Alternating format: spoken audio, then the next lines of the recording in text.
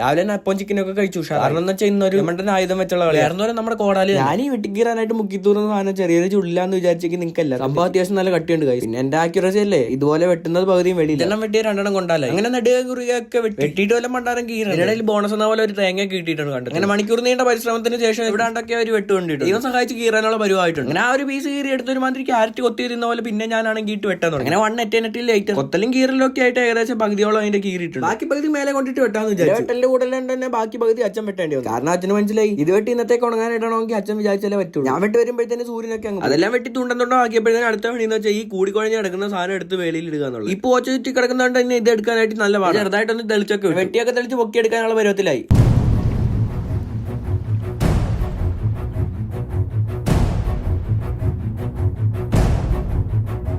അങ്ങനെ എല്ലാം കൂടെ കൊത്തിപ്പറക്കി ഇത്രയൊക്കെ ആയിട്ടുണ്ട്. നല്ല ക്ഷീണം ഉണ്ടായിരുന്നോണ്ട് എനിക്ക് കരിക്കെടുത്ത് വെട്ടിപ്പൊളിച്ച് അതിന്റെ അകത്ത് നിന്ന് കരിക്കും എടുത്ത് ക്ഷീണമൊക്കെ ഒരു മാതിരി മാറിയപ്പോഴത്തേനും തുണി എടുത്ത് കഴിയുകയും ചെയ്തു. ഇതാണ് നമ്മുടെ കോർണറിംഗ് കിങ് ജ്യോതിഷ്. കയ്യിലെ തഴമ്പൊന്നും കണ്ടിട്ട് വേറെ ഒന്ന് തെറ്റിയിരിക്കുകയും ചെയ്തു. It literally came after using കോടാലി. അങ്ങനെ ഇരുന്നപ്പോഴാണ് മാനത്തല്ല അടാറ് മഴക്കോളൊക്കെ കാണുന്നത്. ചെറുതായിട്ട് കാറ്റൊക്കെ ഉണ്ട്. മീൻവൈൽ ഐ നോട്ടീസ് ദാറ്റ് ഞങ്ങളുടെ കണിക്കൊന്ന് ആദ്യമായിട്ട് പൂത്തിട്ടൊക്കെ എന്താ കാര്യം, വിഷുവിന്റെ തലേന്നാകുമ്പോഴത്തേനും മുട്ടയായിരിക്കും. അപ്പോഴാണ് ഫുട്ബോൾ കളിക്കാനായിട്ട് പിള്ളേർ വരുന്നത്. കാറ്റ് കുറവായിരുന്നതുകൊണ്ട് തന്നെ അടിക്കൽ വിദഗ്ധൻ കുഞ്ഞൂട്ടനും പിടിക്കൽ വിദഗ്ധൻ ഉണ്ണിയും ചേർന്നിട്ട് കാറ്റടിക്കുന്നുണ്ട്. അടിക്കുന്ന കാറ്റ് പകുതിയും വെളിയിൽ പോകുന്നതേ ഉള്ളൂ. അങ്ങനെ 10 ബോൾ നിറയ്ക്കാനുള്ള കാറ്റ് അമ്മ രണ്ടുപേരും കൂടെ അടിച്ചതിന് ശേഷം ആ ബോൾ ഒന്ന് ഈ ഒരു അറ്റ്മോസ്ഫിയർ കളിക്കാൻ അടിപൊളിയാണ്. കുറച്ച് മഴയും കൂടെ ഉണ്ടെങ്കിൽ പിന്നെ അടിപൊളി. കളിച്ചോണ്ടിരിക്കുന്നതിന്റെ ഇടയ്ക്ക് മഴയും പെയ്തു. അപ്പോഴാണ് അമ്മേനെ വിളിക്കാൻ പോകണമെന്ന് അച്ഛൻ പറയുന്നത്.